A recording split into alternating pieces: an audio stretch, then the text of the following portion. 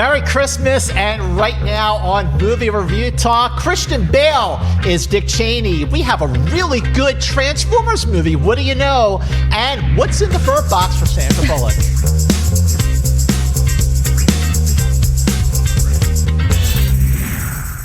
Hey there, movie fans. Happy holidays and welcome to Movie Review Talk, only on Collider Video. Every week, we review the new movies. We pick something that's streaming, maybe something on Blu-ray for something you might have missed.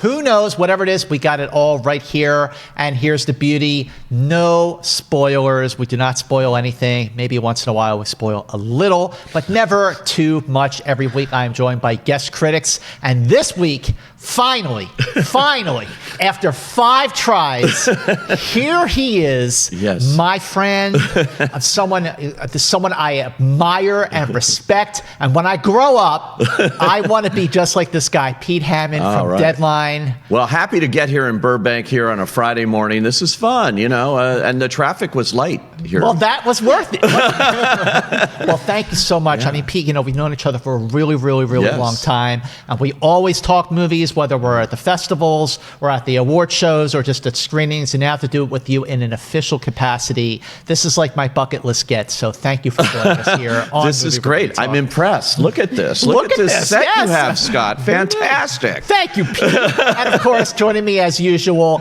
the one, the only, the amazing Perri Normal Activity herself. You spoil me every Friday. The woman who turned Collider Video into Perri Vision. Oh, boy. Perri Nemiroff, you were the best. You were the best. Thank you for being my co-pilot. Brighten my Fridays every week. Brighten my week every week. This is what I look forward to every week. Are you ready? Are you ready to rock? Absolutely. Okay, let's get right to it. The first movie is Vice. This is written and directed by Adam McKay, starring Christian Bale, Amy Adams, Steve Carell, Sam Rockwell, the life and times of Dick Cheney and his rise to power as the VP of the USA under President George W. Bush.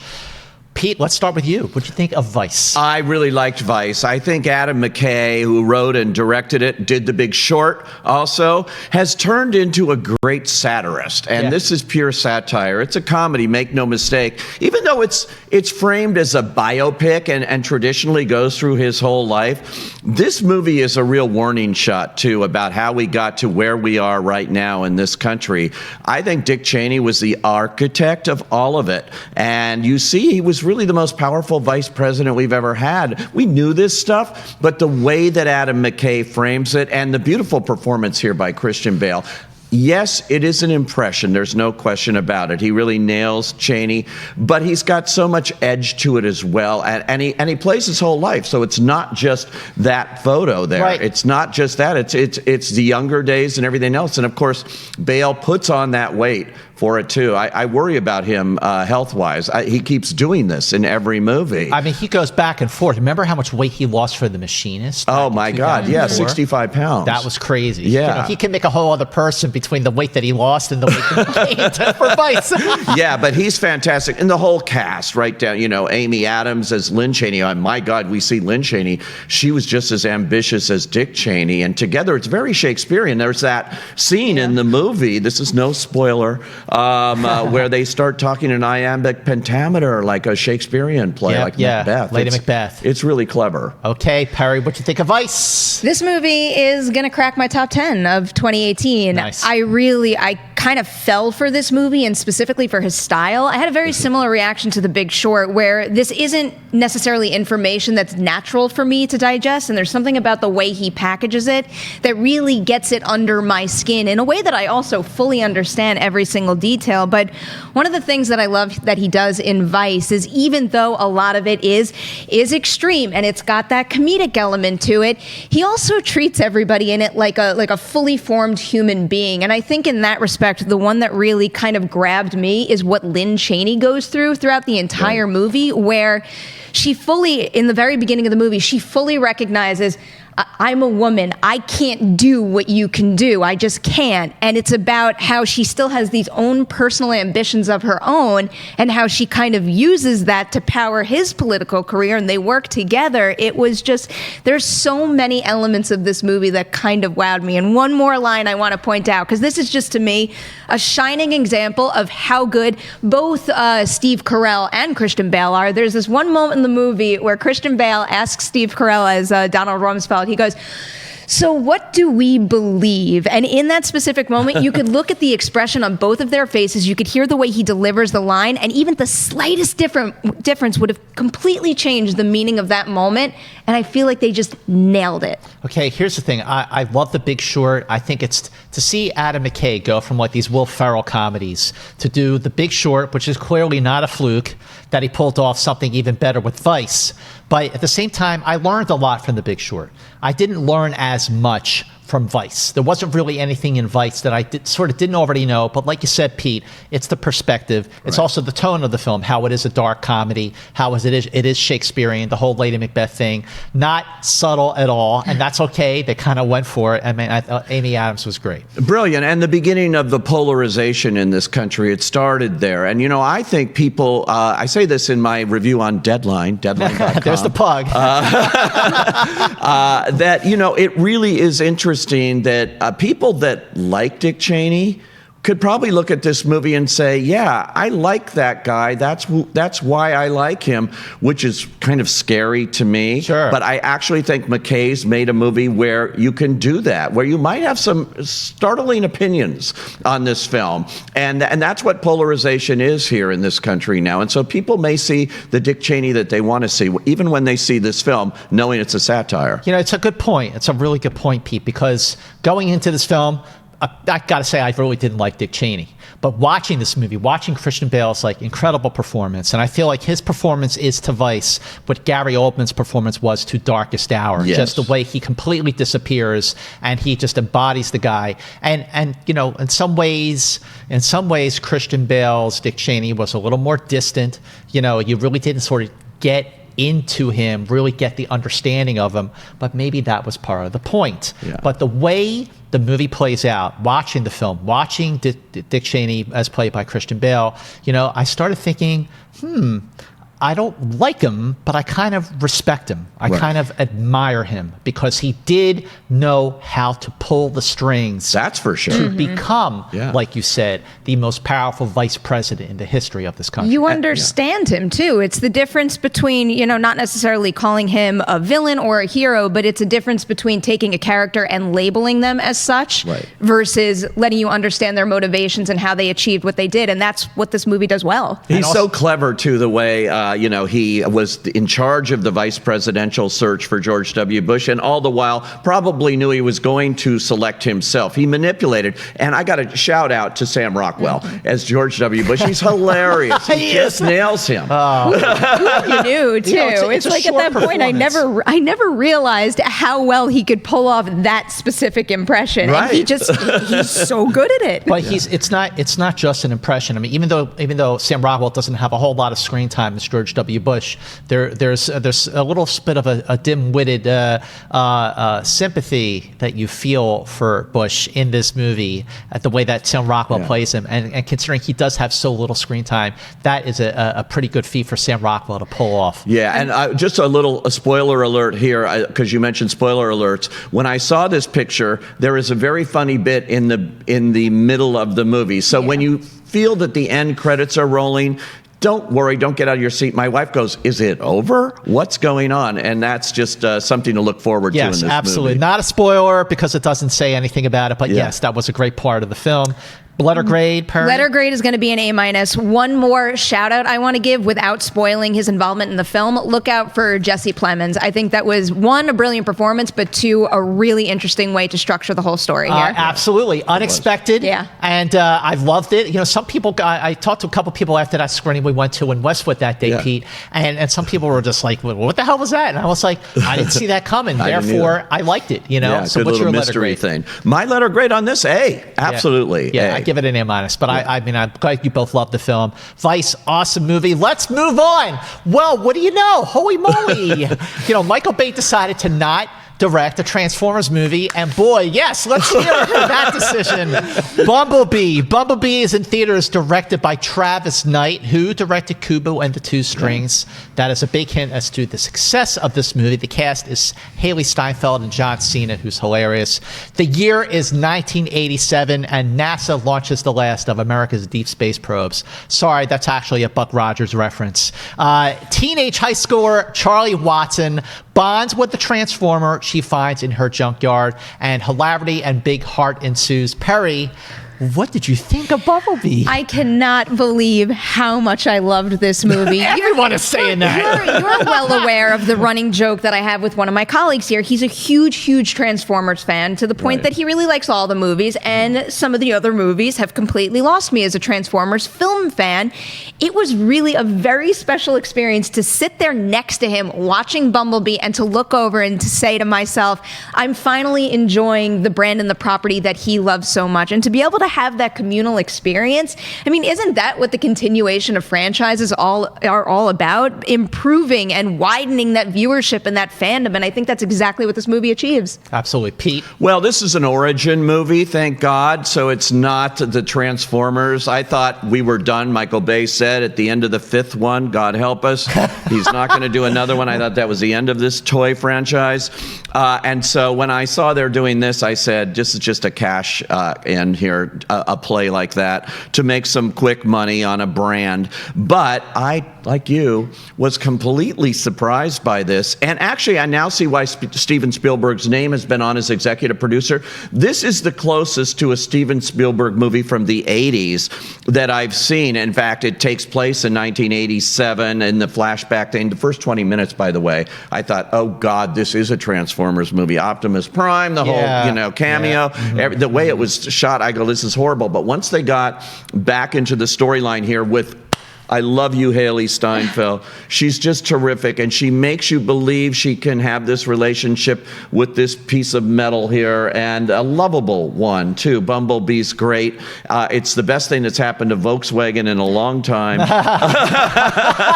but it's fun. It's a fun movie. It's kind of like E.T., it's like Short Circuit. It's like one of those films, but it does take you back to the 80s and that kind of movie that was made then. I'm going to just throw in the hat trick here. I was surprised, surprised as hell by how much I totally enjoyed this movie. I always know when I'm really into a film because, I sit up and I sit forward, I lean forward in my chair, and I had a big smile from ear to ear watching this film.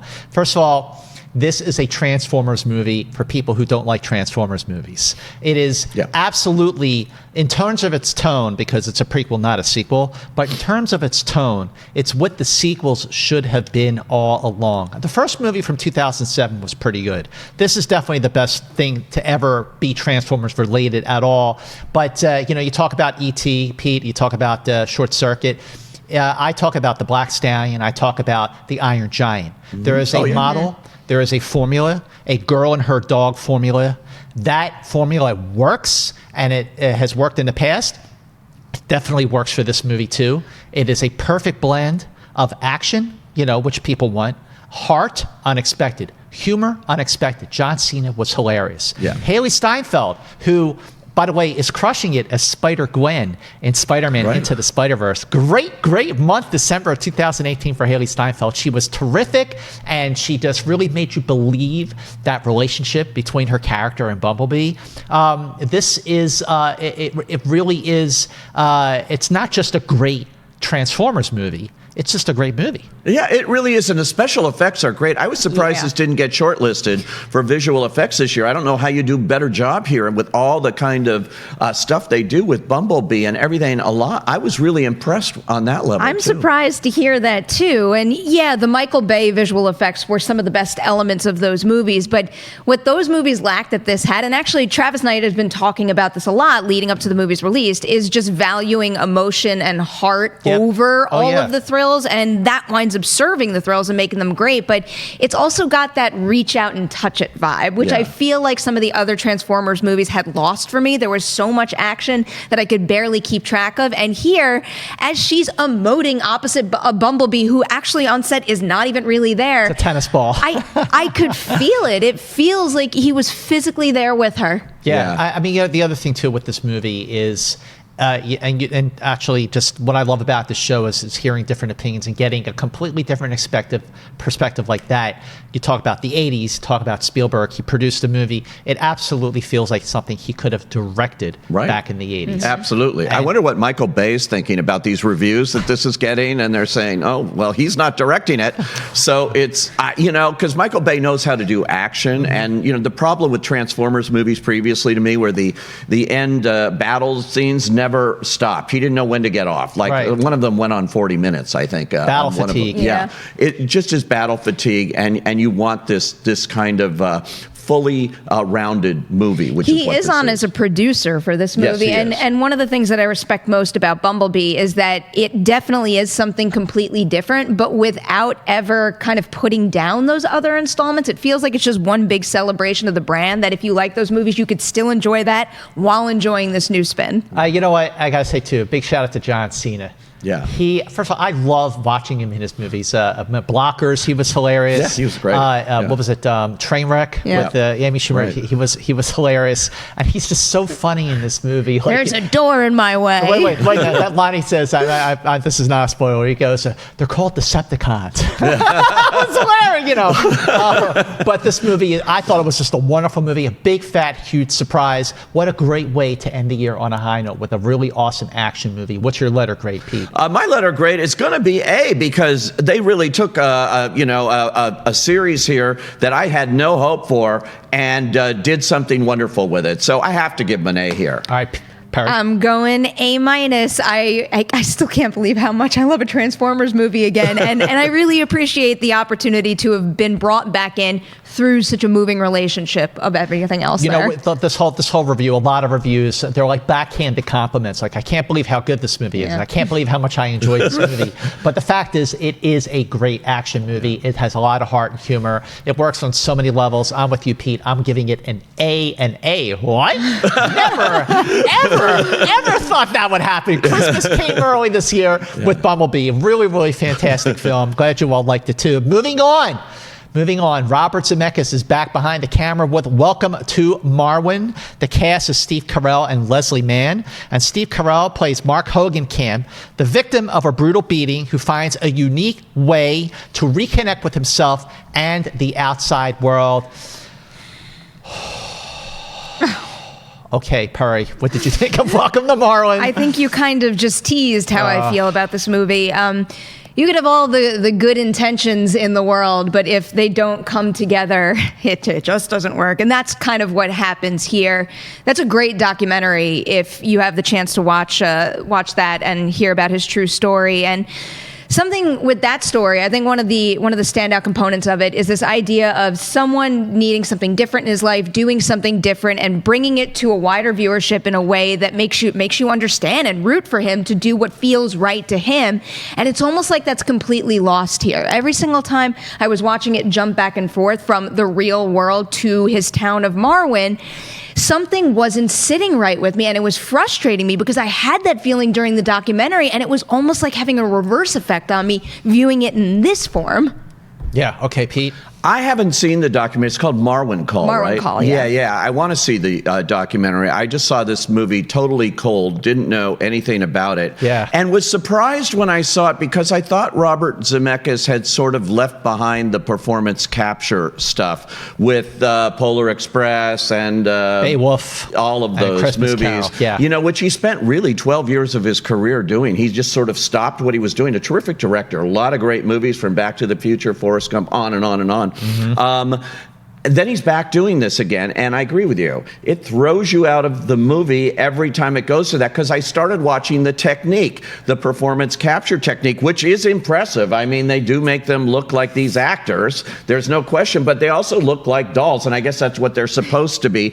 Steve Carell always is good to me. I mean, and he tries his darndest, but this movie veers between drama and comedy, and the tone isn't always quite there. However, his story, which I wasn't familiar with, is amazing. Mm-hmm. I mean, here's a guy who got beaten to a pulp, left for dead, came back and tried to do something with his life, turn that tragedy into art, which he's done, The Real Guy, and he's still doing it. And I believe I heard somewhere that he's seen this movie and that he likes what they've done with it. It's an odd movie that, coming from a major studio, it's shocking, because this is almost like an indie kind of film, but it's Robert Zemeckis, and they're advertising it as the most original movie of the year. That's when you start to wonder they don't know how to market this movie, because they're calling it original, and we all know major studios rarely do original things, and so this to them is that odd duck of a movie. I don't really know what I thought of it, to tell you the truth. I don't blame you. I don't blame you, Pete, because when I saw this film, I didn't know what to make of it either. I thought it was a tone-deaf movie, a movie that didn't know what it wanted to be, and also a movie that really, like, who was it for? And first of all, it hurts me to say this because I love Robert Zemeckis. I mean, like, from his very first movie that he directed from 1978, I Want to Hold Your Hand, which is a wonderful film. Used Cars. You ever see that? Used Cars. Brilliant. That's too effing high. I love Used Cars. On and on. You know, and I will give him props for wanting to do things different and going there as an artist too. You know, so it's a tough one. But Pete, you brought up the performance capture movies that he spent 12 years of his life doing. You know, Polar Express, Beowulf, and A Christmas Carol. And there's a division now for Robert Zemeckis' career, because all of the live action movies he did before that, they were all good or great. There wasn't a dud in the bunch. Even Death Becomes Her is actually a pretty good movie. But I loved What Lies Beneath, Castaway, obviously Forrest Gump, Contact, except for the end. I mean, Back to the Future is one of the greatest movies of all time. And then there's Back to the Future, but Back to the Future Part 3 is really good. The Western. But yeah, the Western, exactly. But ever since he went back to doing live action, his movies have been a little off. I mean, Denzel Washington's performance in Flight was great, but the movie was okay. The Walk was all right until the end, when you actually got to the Walk. Yeah, I personally probably am the only person on the planet that I know that absolutely loved The Walk. No, I'm right there with you. Are you? I walked out of there and I go like, wow, this movie is magic to me. I liked the end of the film, but I just thought that getting to the Walk, I wasn't really digging the movie. And Ally just felt a little weak to me. And the problem with Welcome to Marwen is it also feels weak to me. The direction and the pacing feel flat. I felt like Zemeckis with Welcome to Marwen was going for this innocent, sweet Forrest Gump type of whimsy. Not the structure of that movie. I mean, that's Forrest Gump, Oscar-winning picture. But going for the whimsical aspect of Forrest Gump, and this movie couldn't get there. And I love Steve Carell. He's had a terrific year. Donald Rumsfeld in Vice, and of course, he was fantastic in Beautiful Boy, even though Timothée Chalamet is getting all the attention for that one. But I have to say, with Welcome to Marwen, Steve Carell, I thought he was miscast.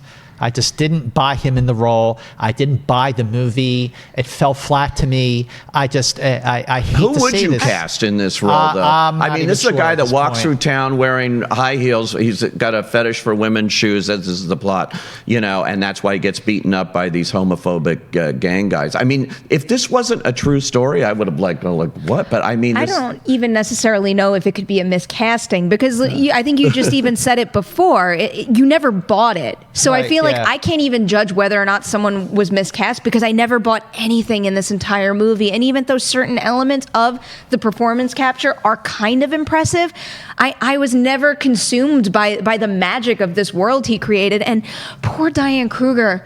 Every single time that character came on screen, my heart broke for her. I really don't understand how they could have thought that character was woven in an effective way. And it was such a waste of her talent. I thought it was interesting to have the women in his life that helped him through, all the women here in the town, portrayed the way they were as good people, as helping him here, which is what happened in real life. And the men in this are the Nazis and the evil people in the town. So he's created this art. Like I said, I really want to see more about him, and I want to see the documentary, which I haven't seen. It's well worth watching. This movie's an odd duck. Yeah, an odd duck is a great way to put it. And I have to say, it hurts me to say this, because, I mean, Back to the Future is not just my favorite Robert Zemeckis movie. I think it's one of the greatest movies of all time. And if I was ever going to teach a class on screenwriting, my perfect screenplay, my example of a perfect screenplay would be the screenplay for Back to the Future. And all those movies he did in the late 70s and 80s and 90s, up until Castaway, they've all been good or great. His last truly great film was Castaway. And since he's come back to live action, I feel like in some ways he kind of lost his touch. And it hurts me to say this because I love Zemeckis, but Welcome to Marwen is my least favorite Zemeckis movie. It really is. It hurts me to say that. Letter grade, Perri. I get it. This is one big swing and a miss for me. I'm giving it a C-. Okay. Yeah, it's hard. I will say B-. You know, I like attempts. I like swings. So Yeah. there you go. I do appreciate that on filmmakers, particularly on somebody on the level of Robert Zemeckis. You know, decide for yourself when you see this movie. Yeah, absolutely. I mean, I'm giving it a C- too, but definitely decide for yourself. And this is the movie of all the films that we're going to review on Movie Review Talk today.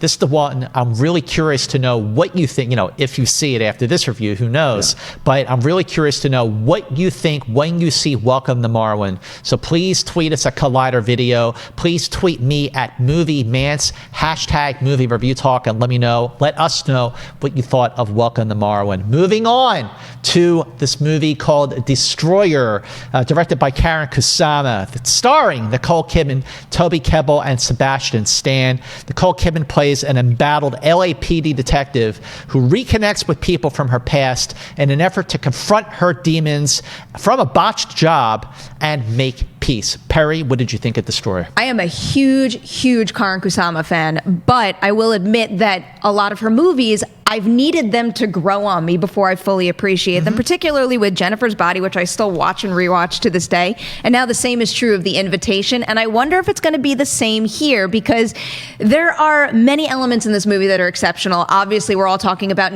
Nicole Kidman's transformative performance. And, you know, I know there's a little bit of a cliche when you say that now and you applaud it, but wow, she loses herself in a role. And just look at her body of work this year, jumping from film to film with such different parts. It's really astounding.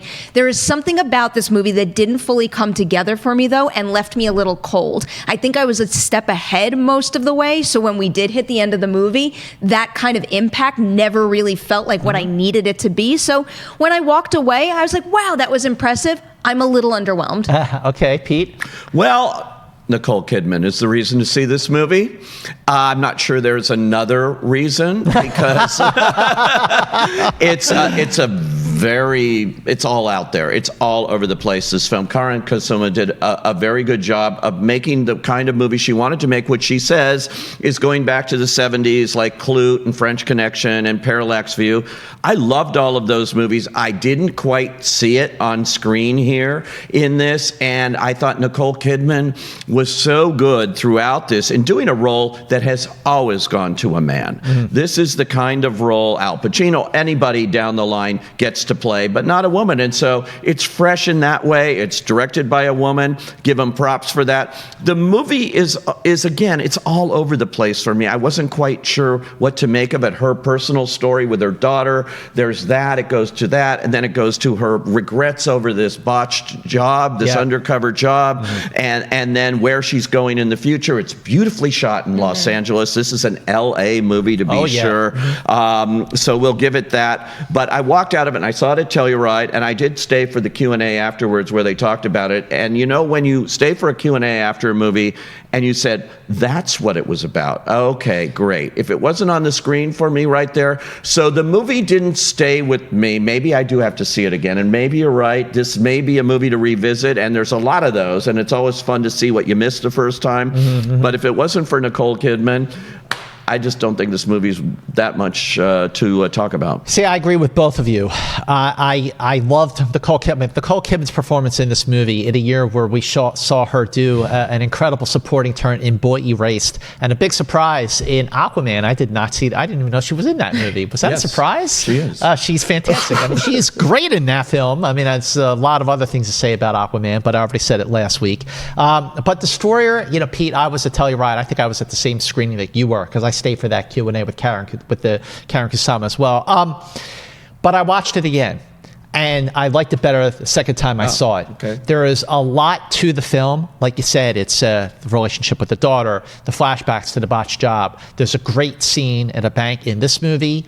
Because of the grittiness of it, because of the LA-ness of it, it felt like a Michael Mann film, but it was a Karen Kusama film, and she, really broke through back in 2000 with Girl Fight. And I think this is her best movie since Girl Fight, a movie that I liked more the second time I saw it. Having said that, I do think it's just a little too long.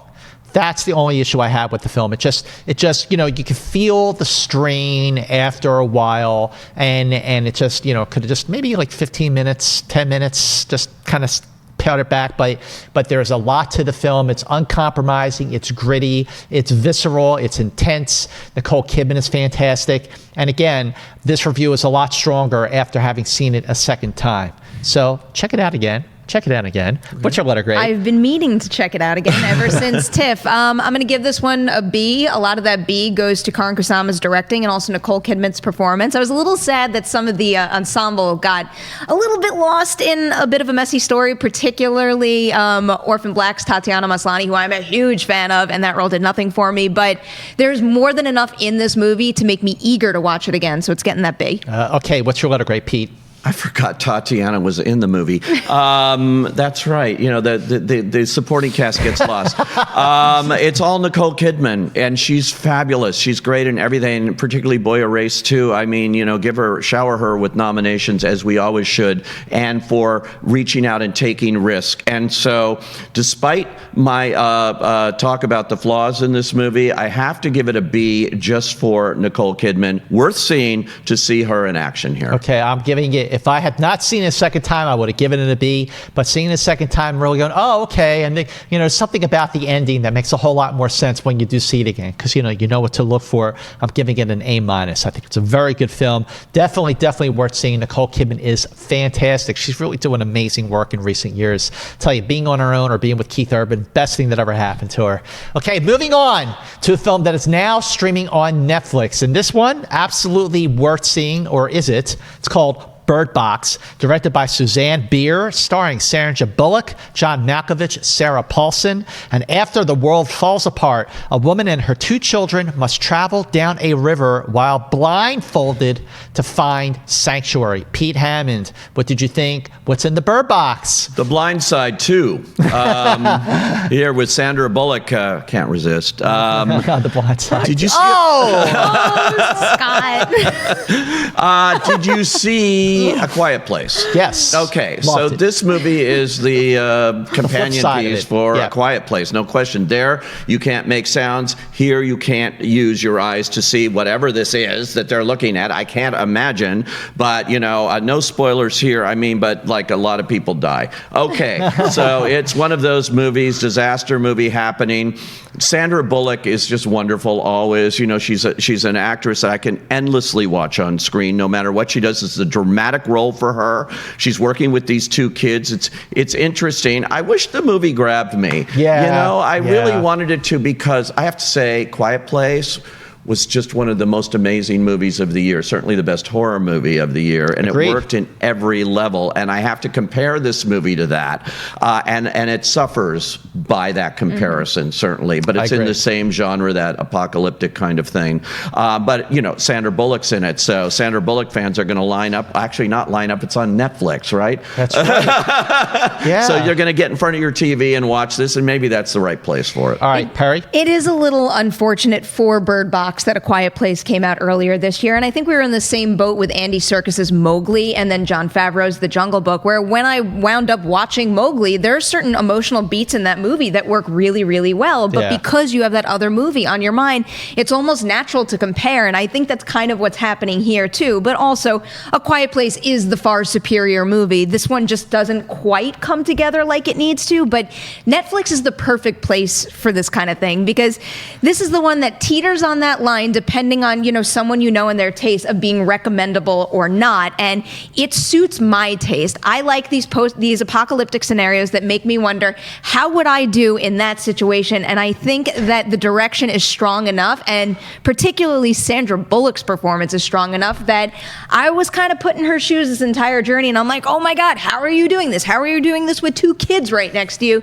This is nuts. I would never survive, and this is one big mind, what. So you're saying, oh yeah, Netflix is a good place for it. Yeah, it's like Mowgli. It's not good. So basically, Netflix, not good enough for the theater, good enough for the home.